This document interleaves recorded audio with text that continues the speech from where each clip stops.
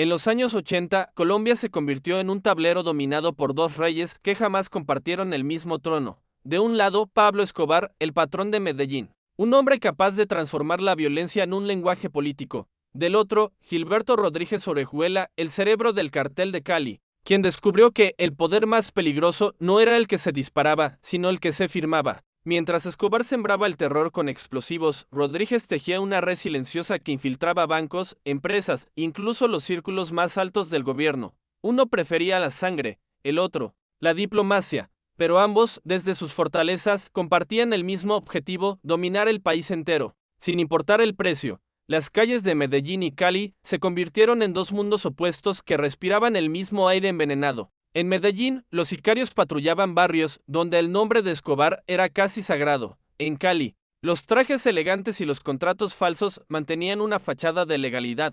Mientras uno compraba lealtad con miedo, el otro la compraba con dinero. Sin embargo, la tensión crecía, invisible pero letal, y lo que comenzó como una división territorial pronto se transformó en una guerra silenciosa entre dos maneras de entender el poder: el fuego y el hielo. Nadie podía imaginar que esa rivalidad definiría el destino del narcotráfico en América Latina por generaciones. Pablo Escobar no era simplemente un narcotraficante, era una ideología con rostro humano. Su imagen de Robin Hood paisa lo convirtió en un mito que trascendía los límites del crimen. Regalaba casas, construía canchas, ayudaba a los pobres y al mismo tiempo ordenaba asesinatos con la misma naturalidad con la que ofrecía pan a los niños. Creía ser un salvador del pueblo, pero lo hacía con las manos manchadas de sangre. En su mente, el fin justificaba todos los medios. Gilberto Rodríguez, en cambio, detestaba el caos. Creía en el orden, en las estructuras y en los números. Su cartel funcionaba como una empresa multinacional: departamentos, jerarquías, sistemas de pago, control financiero y relaciones públicas. Mientras Escobar declaraba la guerra al Estado, Rodríguez negociaba con él. Era la diferencia entre un dictador que gritaba su poder y un político que lo ejercía desde la sombra. Sin embargo, lo que ambos no comprendieron fue que sus caminos, tan distintos, terminarían cruzándose inevitablemente en un mismo punto: la caída. Y en esa caída, Colombia sería la principal víctima. La historia de Medellín y Cali no fue solo una disputa por dinero o territorio, fue un choque de filosofías, de maneras de ver el mundo, de estrategias que mostraban dos caras del mismo infierno. El infierno del poder absoluto. Mientras Medellín ardía bajo el fuego de la guerra declarada por Escobar, Cali crecía en silencio, como una serpiente que se desliza sin ser vista. Gilberto Rodríguez y su hermano Miguel entendieron algo que Escobar nunca aceptó: que el poder verdadero no necesita mostrarse para existir. Su cartel operaba con precisión quirúrgica. Cada movimiento estaba planificado, cada dólar tenía un destino y cada político un precio. Mientras los titulares del mundo hablaban del terror de Medellín, Cali se consolidaba como el verdadero centro financiero del narcotráfico. En lugar de dinamita, usaban cheques. En lugar de sicarios, abogados. Compraban aerolíneas, empresas, bancos y hasta equipos de fútbol. Nadie sospechaba que, detrás de esas fachadas respetables, se escondía una red tan sofisticada que incluso la DEA tardó años en descifrarla. Pero los Rodríguez sabían que su poder tenía un límite, y ese límite tenía nombre y apellido: Pablo Escobar. El patrón veía el éxito del cartel de Cali como una traición personal, una provocación a su imperio. No soportaba que alguien pudiera controlar un centímetro del negocio sin rendirle cuentas. Así, mientras Cali apostaba por el silencio, Medellín rugía con furia. Escobar comenzó a enviar mensajes disfrazados de advertencias, cargamentos interceptados, hombres desaparecidos, rumores filtrados. Y aunque nunca hubo una guerra abierta entre los dos carteles, la tensión era tan fuerte que podía sentirse en el aire. Era una bomba invisible, y todos sabían que tarde o temprano iba a explotar. El primer enfrentamiento real no ocurrió en una calle ni en una emboscada, sino en un salón de reuniones lleno de humo y relojes de oro. Un emisario de Escobar fue enviado a Cali con una propuesta: unamos fuerzas. Ustedes manejan el dinero, yo manejo el poder. Pero los Rodríguez sabían que esa alianza significaba firmar su sentencia de muerte. Rechazaron el trato con cortesía y con miedo. Desde ese día, Escobar los consideró enemigos disfrazados de socios. La respuesta no tardó: comenzaron los ataques indirectos, los sabotajes, las traiciones. Cali se convirtió en un blanco silencioso de la ira del patrón. Aún así, Gilberto mantenía la calma. El ruido mata el negocio, solía decir. Y mientras Medellín explotaba en bombas y titulares, él fortalecía sus conexiones en Washington, Madrid y Ciudad de México. El cartel de Cali crecía como una sombra que avanzaba detrás del caos. Sin embargo, el equilibrio era frágil. Cada muerte, cada golpe, cada cargamento perdido aumentaba la tensión entre ambos bandos. Escobar era un volcán a punto de estallar, y Cali el terreno donde la lava iba a caer. Lo que nadie sabía era que, en los pasillos del poder, se estaba gestando una conspiración que cambiaría la historia de Colombia para siempre, cuando el caos de Medellín alcanzó su punto máximo. El gobierno colombiano y la DEA estaban desesperados por una salida. Nadie podía detener a Escobar y cada intento terminaba con más muertos, más bombas, más miedo. En ese vacío de poder, Gilberto Rodríguez vio una oportunidad que pocos habrían tenido el coraje o la frialdad de aprovechar. En silencio, el cartel de Cali comenzó a ofrecer colaboración a las autoridades, no por patriotismo, sino por estrategia. Su mensaje era claro: nosotros no somos como Escobar. No queremos guerra, queremos paz y negocios. Esa aparente cooperación fue una jugada maestra. Cali se convirtió en el aliado conveniente de un Estado que no podía con el patrón. Cada pista que entregaban, cada información que filtraban, debilitaba a Medellín mientras fortalecía a Cali. Pero detrás de esa fachada diplomática había una guerra fría. La información no se entregaba por moral, sino por cálculo. Cali no quería eliminar el narcotráfico, quería eliminar la competencia. Los hermanos Rodríguez se aseguraron de que cada golpe contra Escobar beneficiara a sus propios intereses. A medida que los helicópteros del ejército cercaban los escondites del patrón, el cartel de Cali expandía sus rutas hacia Europa, África y Estados Unidos. Era un juego doble: se presentaban como colaboradores del gobierno mientras se convertían en el nuevo imperio del polvo blanco. En cuestión de meses, pasaron de ser los rivales discretos de Medellín a sus verdugos silenciosos. Y lo más irónico es que Escobar nunca imaginó que la traición más grande no vendría de su entorno, sino de quienes fingían combatirlo. Para Pablo Escobar, la lealtad era sagrada. Pero en un mundo donde todos tienen precio, la lealtad se convierte en una ilusión costosa. Los infiltrados comenzaron a multiplicarse. Los aliados que alguna vez juraron morir por el patrón ahora vendían información al mejor postor. Algunos por miedo, otros por dinero, pero la mayoría por pura supervivencia. Cada delación lo empujaba más hacia el abismo. En la catedral, su prisión disfrazada de palacio, Escobar aún creía controlar el tablero, sin darse cuenta de que ya era una pieza rodeada. Cali y el gobierno jugaban una partida perfecta. La prensa comenzó a cambiar el relato. De temido rey, Escobar pasó a ser el monstruo que debía caer. Y en las sombras, Gilberto Rodríguez sonreía. Su enemigo se consumía a sí mismo, y él no necesitaba ensuciarse las manos. Sin embargo, incluso el cálculo más perfecto tiene un riesgo: subestimar la desesperación del enemigo, porque un Escobar acorralado era más peligroso que nunca. Y mientras la presión crecía, el patrón decidió hacer lo que siempre hizo mejor: contraatacar. Solo que esta vez su furia no sería solo contra el Estado, sino también contra los hombres que habían logrado lo impensable: vencerlo sin disparar una sola bala. El patrón no aceptaba la derrota.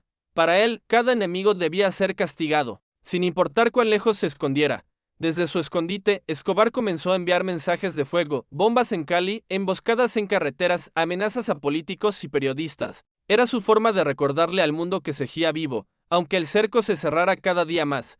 Pero algo había cambiado. Sus hombres, antes dispuestos a morir por él, ahora dudaban. La lealtad se había desangrado junto con sus aliados más antiguos. Los sicarios jóvenes ya no lo veían como un héroe, sino como un fantasma del pasado. Muchos desertaron hacia Cali, atraídos por el dinero fácil y la promesa de estabilidad. El cartel de Cali aprovechó cada fractura del enemigo. Donde Escobar sembraba terror, ellos sembraban control. Mientras los barrios de Medellín eran arrasados por las fuerzas del Estado, Cali florecía en una calma engañosa. Gilberto y Miguel se movían como banqueros más que como capos. Preferían una cena con políticos antes que una guerra con balas. Y funcionó. En poco tiempo, sus contactos alcanzaron el Congreso, la policía, los jueces, incluso algunos sectores de inteligencia. Cali no necesitaba matar para gobernar, bastaba con pagar. El poder se había transformado. El grito de Escobar resonaba cada vez más débil, ahogado por el ruido del dinero que Cali contaba en silencio. Era el principio del fin del patrón y el inicio de una nueva forma de imperio. La caída de Escobar no fue un solo disparo, fue una agonía lenta, una muerte en cámara lenta que se desarrolló ante los ojos del mundo. Cada día, una casa allanada, cada semana, un aliado capturado. El cerco era total, pero lo que pocos sabían era que buena parte de esa información provenía directamente del cartel de Cali. Ellos guiaban a las autoridades como quien dirige una orquesta. Sabían dónde buscar, cuándo atacar y cuándo retirarse. No lo hacían por justicia, sino por conveniencia. Cada paso que el gobierno daba contra Escobar era una piedra más en la fortaleza de Cali. Cuando el patrón finalmente cayó en aquel tejado de Medellín con una bala en la cabeza y una sonrisa congelada en los labios, el mundo celebró el fin del terror. Pero nadie imaginó que, mientras su cuerpo yacía sobre las tejas, otro monstruo ya se levantaba entre los rascacielos de Cali. Más silencioso, más sofisticado y, en muchos sentidos, más peligroso, porque el cartel de Cali no necesitaba explosivos, solo necesitaba tiempo, y lo tuvo. Con la muerte de Pablo Escobar, Colombia creyó haber despertado de una pesadilla. Las calles celebraban, los noticieros hablaban del fin de una era, y el gobierno se atribuía la victoria como un trofeo moral. Pero detrás de las cámaras, los verdaderos ganadores abrían botellas de champaña en Cali. Los hermanos Rodríguez habían logrado lo imposible, eliminar al enemigo más temido sin enfrentarlo directamente. El país estaba exhausto, y ellos supieron aprovecharlo. En lugar de bombas, ofrecieron estabilidad. En lugar de miedo, ofrecieron dinero, y así, poco a poco, el cartel de Cali se infiltró en cada rincón del poder. La DI, satisfecha por la caída de Escobar, no notó que el monstruo había cambiado de rostro. Cali controlaba todo, los puertos, las rutas aéreas, los laboratorios y, lo más importante, los bancos. Su sistema de lavado era tan elaborado que ni los auditores internacionales podían rastrear el origen del dinero. Compraban favores, voluntades y hasta el silencio de quienes sabían demasiado. Gilberto se había convertido en un estratega político, un empresario que asistía a reuniones diplomáticas mientras sus cargamentos cruzaban el Atlántico. El poder del patrón había muerto con él, pero el poder del dinero acababa de nacer. Era un reinado invisible, sin ruido, sin sangre, y por eso mismo, más difícil de destruir. Sin embargo, el fantasma de Escobar no desapareció. En Medellín, su figura comenzó a transformarse en leyenda. Los niños crecían escuchando historias del hombre que desafió al mundo, los grafitis lo retrataban como un mártir, y los barrios que él construyó lo recordaban como un benefactor. El patrón estaba muerto, pero su mito seguía vivo, y eso, para Cali, era peligroso.